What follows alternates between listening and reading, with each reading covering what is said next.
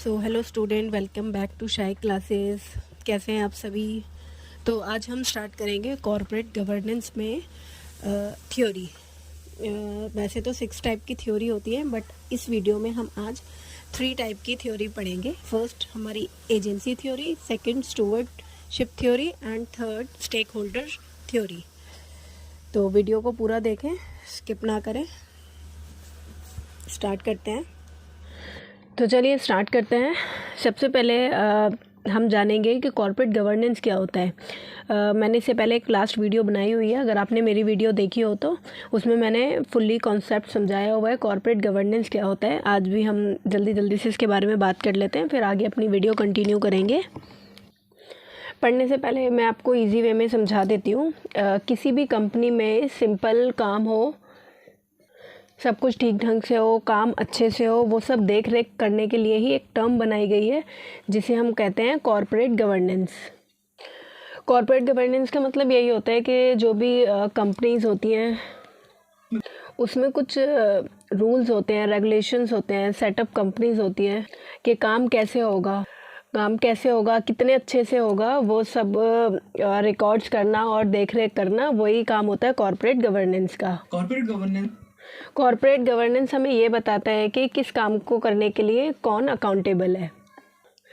अब corporate governance में 6 type की क्या होती है, थ्योरीज होती हैं, जिसमें से 3 आज हम कवर करेंगे।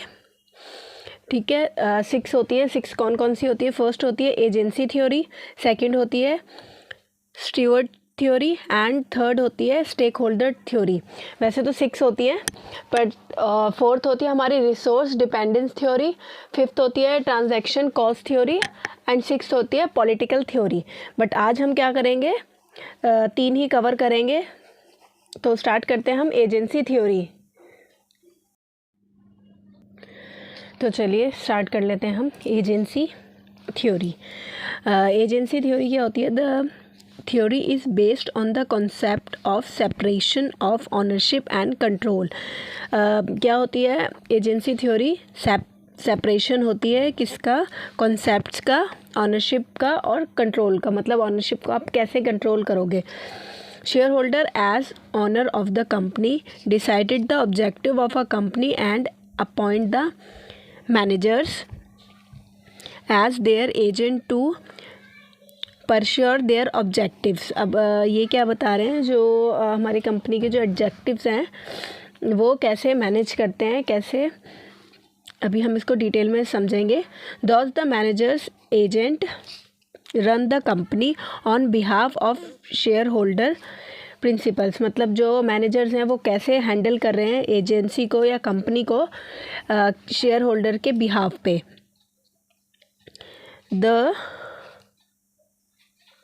The agency problem arise because the managers will not solely act to maximize the shareholders' wealth. They may protect their own interest or seek the goal of maximizing company growth instead of earning। अब ये क्या बताना चाह रहे हैं हमें?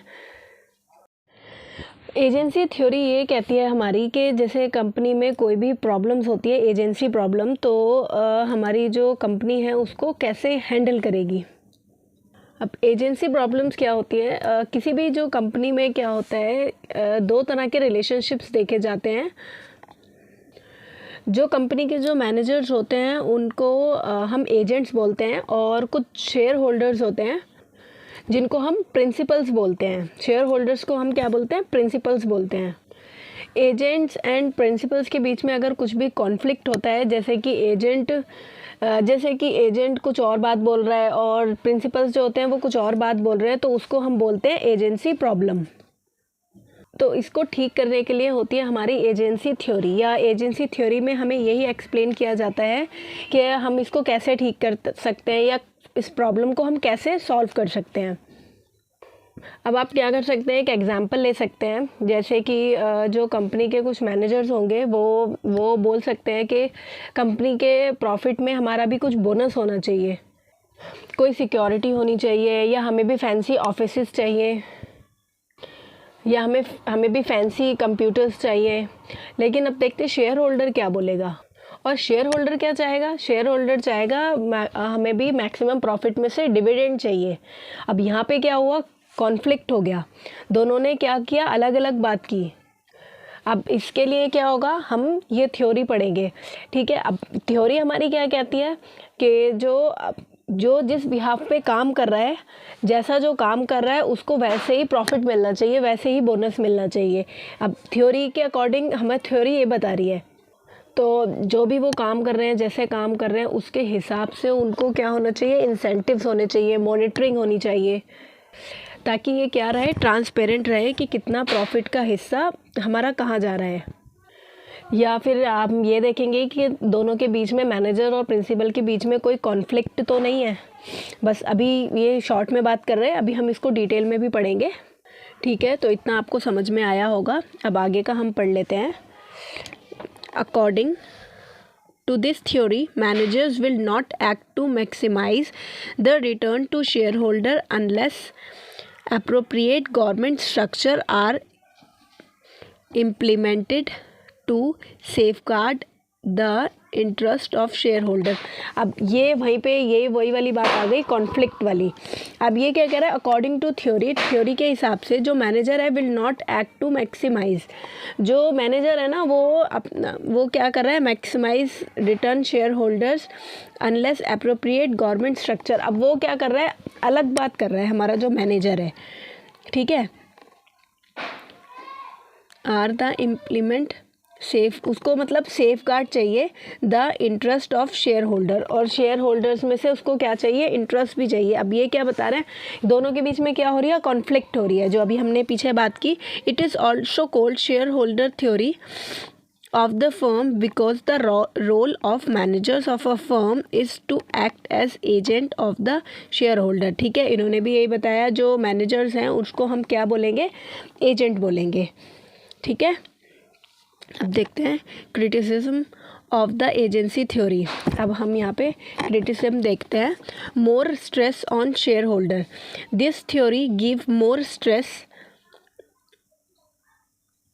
On share holder wealth maximization and excludes other important stakeholders। अब इन्होंने ये क्या बताना चाह रहे हैं हमें इस थ्योरी में, मोर स्ट्रेस है ऑन शेयर होल्डर्स का, wealth maximization and excludes other important stake holders का, ठीक है। शेयर होल्डर्स का एंड स्टेक होल्डर्स का मतलब बहुत सरदर्दी है, क्योंकि दोनों के बीच में कॉन्फ्लिक्ट हो सकता है, ठीक है। तो हम इस थ्योरी के अकॉर्डिंग उसको क्या करेंगे, सॉल्व करेंगे। सेकंड है not relevant for developing country, तो ये इसको पढ़ते हैं। In developing country the primary agency problem has been between majority. अब ये क्या कह रहे हैं, जो डेवलपिंग कंट्री है हमारी, the primary agency problem has been between, तो जो हमारी प्राइमरी एजेंसी है वो क्या कर रही है, प्रॉब्लम क्रिएट कर रही है majority owner and not between owner and managers. तो जो मैनेजर्स हैं वो भी क्या कर रहे हैं, प्रॉब्लम्स क्रिएट कर रहे हैं, और हमारी जो मेजॉरिटी है वो भी क्या कर रही है, प्रॉब्लम्स क्रिएट कर रही है, मतलब कॉन्फ्लिक्ट हो रहा है एक तरह से। In this country the company is controlled by a dominant group of share holder and not by management.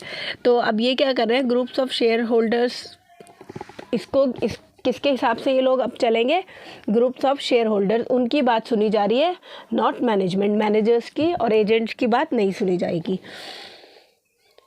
Third है over statement of self interested qualities.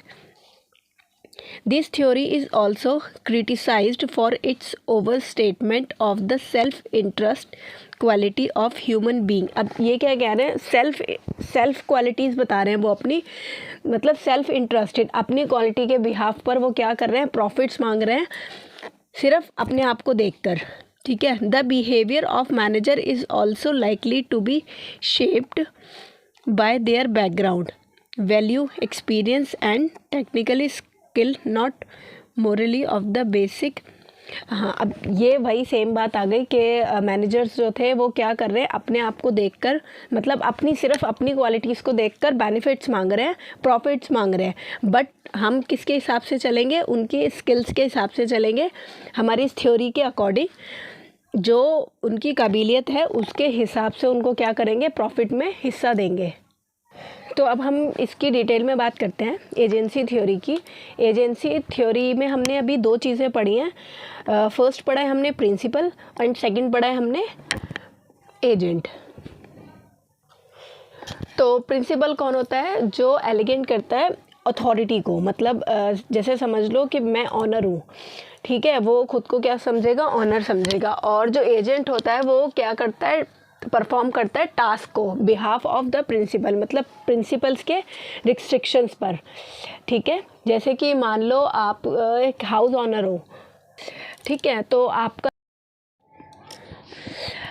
ठीक है, हम जान लेते हैं, जैसे कि आप एक हाउस ऑनर हो, ठीक है, हाउस ओनर हो और आप क्या कर रहे हो, अपना घर रेनोवेट करवाना चाहते हो, तो आप क्या होगे, एक प्रिंसिपल होगे, और जो जिससे आप काम करवाना चाहोगे वो आपका कौन होगा, एजेंट होगा। आप उसको बताओगे कि मेरा घर रेनोवेट कर दे, ये मेरा किचन रेनोवेट कर दे। अब क्या होगा, जैसे कि आपने सिर्फ उसको बोल दिया कि ऐसे ऐसे तू मेरा घर रेनोवेट कर दे, और भूल गए, आपने उसको पलट के देखा भी नहीं, तो क्या कर सकता है, वो चीट भी कर सकता है आपको, ठीक है। वो क्या करेगा, जो आपका ख़राब मटेरियल लगा देगा, या जैसे आप चाहते हो वैसे ना बनाकर किसी और तरीके से बना देगा, ठीक है। तो यहाँ पर क्या हो जाएगी, यहाँ पर एजेंसी प्रॉब्लम क्या हो जाएगी, अराइज हो जाएगी। अगर प्रिंसिपल ने कोई काम दिया है तुम पर भरोसा करके, ठीक है, तो एजेंट को क्या करना चाहिए, पूरी जिम्मेदारी रिस्पॉन्सिबिलिटी के साथ उस काम को कंप्लीट करना चाहिए, ना कि अपना सिर्फ प्रॉफिट या अपना फ़ायदा देखना चाहिए। तो सेकंड पढ़ते हैं हम स्टुवर्डशिप थ्योरी, ठीक है। स्टुवर्डशिप थ्योरी क्या कहती है, पढ़ लेते हैं। Stewardship theory of a corporate governance is an alternative to the agency theory. This theory rules out the conflict of interest between managers and owners. तो अब ये वही बात कह रहे हैं कि इसमें भी क्या होगा कि जो स्टुवर्डशिप थ्योरी है उसमें भी क्या होगा, कॉन्फ्लिक्ट होंगे, किसके बीच में, मैनेजर के बीच में और ओनर के बीच में। It argue that manager are trustworthy and not prone to misappropriate the funds of the investors। Steward का मतलब क्या होगा, जैसे कि एक ऐसा इंसान जो बहुत ज़्यादा क्या हो, रिस्पॉन्सिबल हो अपने काम को लेके, अपने पैशन को लेकर, ठीक है। जैसे आप घर में ले सकते हो, घर में जो आपका कोई सबसे बड़ा इंसान हो, जो क्या करता होगा, आपके घर के फैसले लेता होगा, ठीक है। जो घर के बड़े होते हैं वो क्या होते हैं, रिस्पॉन्सिबल होते हैं, उनको पता होता है कि आगे क्या डिसीजन लेना है, क्या नहीं लेना। तो बेसिकली स्टुवर्ड थ्योरी क्या बोलती है कि जो मैनेजर्स होंगे उन पे क्या किया जाए, ध्यान रखा जाए। ज़रूरी भी नहीं है कि सिर्फ मैनेजर्स पर ही ध्यान रखा जाए, तो वो क्या होगा, वो कंपनी के भले के लिए ही सोचेंगे। वो स्टुवर्डशिप थ्योरी, वो क्या होंगे, ट्रस्टवर्थी स्टुवर्ड्स होंगे कंपनी के। तो ये कहती है हमारी स्टुवर्ड थ्योरी। और जो मैनेजर्स होंगे वो शेयर होल्डर के बेस्ट इंटरेस्ट में काम करेंगे, क्योंकि जो काम वो कर रहे हैं उनसे उन लोगों को क्या हो रहा है, मैनेजर्स को बहुत ज़्यादा मोटिवेशन मिल रहा है। तो क्या होगा, जो मैनेजर्स होंगे वो सिर्फ लालची नहीं होंगे, वो अपने हित के बारे में नहीं सोचेंगे, भाई उनको भी करियर बनाना है, आगे का भी सोचेंगे। और उनकी वजह से क्या हो रही है, कंपनी चल रही है, क्योंकि कंपनी कभी भी किसी एक इंसान की वजह से तो चल नहीं सकती, ठीक है, सबकी वजह से ही चलती है। बट इसमें क्या होगा, कंपनी के शेयर होल्डर्स के बारे में ज़्यादा सोचेंगे, ये कहती है हमारी स्टुवर्ड थ्योरी, ठीक है। आगे देखते हैं। Managers if left on their own will indeed act responsible steward of the asset they control. अब ये क्या बता रहे हैं, जो मैनेजर है वो क्या करता है, रिस्पॉन्सिबल है, पूरी रिस्पॉन्सिबिलिटी के साथ क्या कर रहा है, वो काम कर रहा है, अपने एसेट्स का भी कंट्रोल कर रहा है। The theory is also referred to as stewardship theory, ठीक है, ये वही बता रहे हैं। बट ये जो स्टुवर्ड थ्योरी हमारी क्या कहती है, ये शेयर होल्डर्स के बिहाफ पर काम करती है ज़्यादा। The theory argues that manager are not merely agent of the shareholder. They are good steward of the company and work diligently to attain high level of corporate profit and shareholders return. अब ये क्या कह रहे हैं, जो लेकिन managers के बिना भी कंपनी तो चल नहीं सकती. जो शेयर होल्डर्स हैं वो किसको ऑर्डर्स देंगे, क्योंकि ऑनर थोड़ा ना काम करेगा, मैनेजर काम करेंगे. ठीक है, तो मैनेजर क्या कर रहा है, अपनी पूरी रिस्पॉन्सिबिलिटी के साथ काम कर रहा है. Stewardship theory emphasis financial reporting, disclosure and auditing as important mechanism to regulate the behavior of manager. ठीक है, तो ये किसके बिहाफ पर काम कर रहे हैं, मैनेजर के. जैसे कि मान लो कोई भी मैनेजर है किसी कंपनी में, वो ज़्यादा से ज़्यादा सोचता है फ्यूचर बनाए, long term suspicious of a company के बारे में भी सोचेगा, क्योंकि उनका पैशन है एथिकल स्टैंडर्ड के लिए और इन्वायरमेंट को प्रोटेक्ट करने के लिए. यहाँ पे हम किसकी बात कर रहे हैं, मैनेजर्स की बात कर रहे हैं. वो ऐसे पर्सनल चीज़ों के उसमें ज़्यादा नहीं जाएंगे, क्योंकि सिर्फ प्रॉफिट नहीं भाई, उनका पूरा करियर दांव पे लगा है. वो जो भी डिसीजंस लेंगे वो best interest of a company. तो ये बोलती है हमारी स्टुअर्डशिप थ्योरी. तो ये हमने 2 पॉइंट अपने कंप्लीट कर लिए, लेकिन मैं बता देती हूँ आपको कि कॉर्पोरेट गवर्नेंस थ्योरी हम पढ़ते क्यों हैं. इससे क्या होता है ये पता चल जाएगा, जो कॉर्पोरेट गवर्नेंस है वो कैसे इम्प्लीट होती है किसी भी कंपनी में, किस किस तरीके से इम्प्लीमेंट हो सकती है, और कैसे कंपनीज जो हैं वो फॉलो करती हैं कॉर्पोरेट गवर्नेंस को. सबसे पहला हो गया एजेंसी थ्योरी. इसमें हमने क्या पढ़ा था, तो जैसे कि कुछ भी कॉन्फ्लिक्ट आता है शेयर होल्डर और हमारे मैनेजर्स के बीच में, मतलब प्रिंसिपल्स और एजेंट के बीच में, तो कैसे कंपनी उसको हैंडल करेगी. कंपनी बोलती है जो हमारे जो मैनेजर्स हैं वो स्टुअर्डशिप थ्योरी के अकॉर्डिंग क्या करते हैं, डिसीजंस लेते हैं. हमेशा वो क्या करते हैं, कंपनी के बारे में ही सोचते हैं, तो वो स्टुअर्डशिप थ्योरी बोलती है. अब हमारा आता है स्टेक होल्डर थ्योरी. अभी हमने ऊपर की 2 थ्योरी पढ़ी है, एजेंसी थ्योरी और स्टुअर्डशिप थ्योरी. अब हम थर्ड पढ़ेंगे स्टेक होल्डर थ्योरी. इसको पढ़ लेते हैं.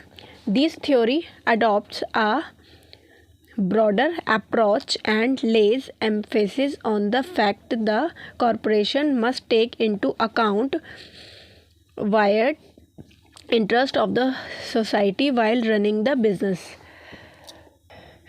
अब क्या होता है, लोग क्या बोलते हैं, सिर्फ शेयर होल्डर्स बोलते हैं, नहीं, लेकिन कंपनी में क्या होते हैं, स्टेक होल्डर्स भी होते हैं. अब स्टेक होल्डर्स क्या होते हैं, स्टेक होल्डर्स में हो गए जैसे कि आपके कस्टमर्स हो गए, आपकी कम्युनिटी आ गई, इन्वायरमेंट आ गया, आपके एम्प्लॉयज़ आ गए. तो सिर्फ शेयर होल्डर्स के प्रॉफिट्स के बारे में मत सोचो, अपने जो कंपनी के स्टेक होल्डर्स हैं, एम्प्लॉयज़ हैं, कस्टमर्स हैं, उन सब के बारे में भी कंपनी को क्या करना चाहिए, सोचना चाहिए. तो सोसाइटी पे क्या इम्पैक्ट पड़ेगा आपके प्रोडक्ट की वजह से, या आपकी कंपनी की वजह से, या इन्वायरमेंट पे क्या इफ़ेक्ट पड़ेगा. ठीक है, तो ये सब चीज़ें सोचनी चाहिए. तो ये बताती है हमारी स्टेक होल्डर थ्योरी. तो जितने भी हमारे स्टेक होल्डर्स हैं उन पर कोई भी नेगेटिव इम्पैक्ट नहीं पड़ना चाहिए हमारी कंपनी का. ठीक है, अब हम इसे आगे पढ़ लेते हैं.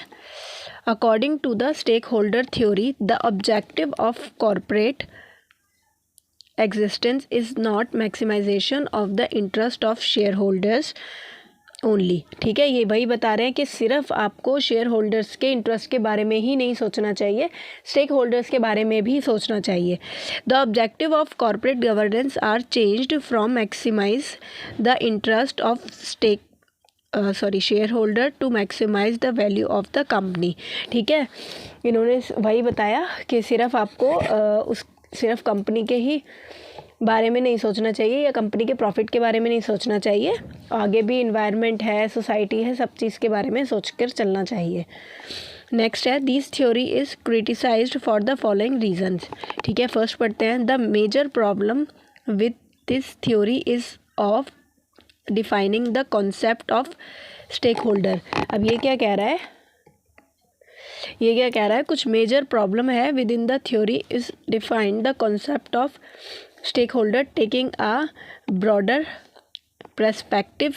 Stakeholder include all groups of individual who can affect or are affected by the organization. ठीक है, किसी भी चीज़ से क्या है, अफेक्ट नहीं होने चाहिए हमारे stake holders. With has turn everyone is stake holder. ठीक है, मतलब जो भी है हमारे कस्टमर्स ही हैं. अगर हम कस्टमर्स का ही ख्याल नहीं रखेंगे तो हमारी कंपनी का तो दिवाला निकल जाएगा. बस यही बताना चाहते हैं इसमें. सेकंड पढ़ते हैं. The theory is criticised on the ground that the key concept in the corporate governance. ठीक है, की कॉन्सेप्ट बताएंगे. In the accountability, if the directors attempt to serve too many principles, they will fail to satisfy those who have a genius claim on the organization. अब ये भी बस यही बताना चाहते हैं कि हमें क्या करना है, सोसाइटी का और हमारे इन्वायरमेंट का, हर चीज़ का क्या करना चाहिए, ख्याल रखना चाहिए. सिर्फ अपनी ही कंपनी के बारे में नहीं सोचना चाहिए. तो आई होप आपको वीडियो पसंद आई होगी. तो अगर आप इसके आगे के टॉपिक्स भी पढ़ना चाहते हैं तो ज़रूर कमेंट करें. मैं इसे आगे की वीडियो भी बना दूंगी. और भी किसी टॉपिक पे आप वीडियो चाहते हैं, किसी भी सब्जेक्ट पे, तो ज़रूर कमेंट करें और वीडियो को लाइक करें, सब्सक्राइब करें. Thank you for watching.